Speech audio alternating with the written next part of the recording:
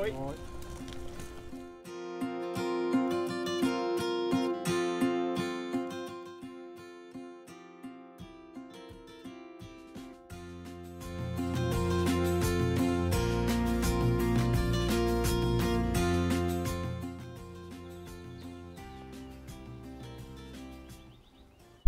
Van mijn 16e tot mijn 18e heb ik hier gewoond, in dit huis.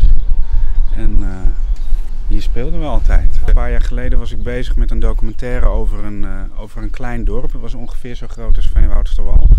En toen we de research voor dat project gingen doen, toen belden we aan met mensen en raakten in gesprek. En eigenlijk was het gelijk duidelijk dat achter iedere deur lag wel een bijzonder verhaal. En toen dacht ik ineens, jeetje, maar ik ben in zo'n dorp opgegroeid en daar liggen die verhalen ook. Friesland is de provincie met verreweg de grootste dorpsdichtheid.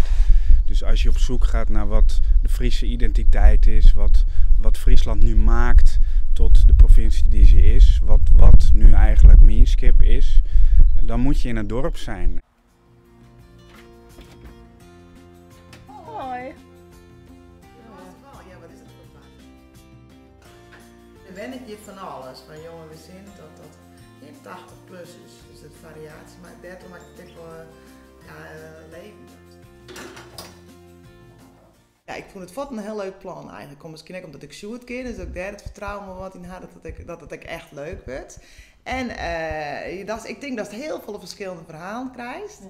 En het is hartstikke mooi dat dat opslijmen wordt ergens. Dus dat is ook 50 jaar dat we hier een reunie hebben van al het bewoners, dat we dat dan wel eens waarom jaren kennen. Jonge mensen die ben je wel heel enthousiast, kan ik wel vernemen. Maar dan ben ik wel mensen die denken van wat kan er me dan vragen? En ik wel een beetje spannend misschien. Dus ik denk dat er net iedereen zo'n feest zal krijgen. Dat ieder mens is hetzelfde.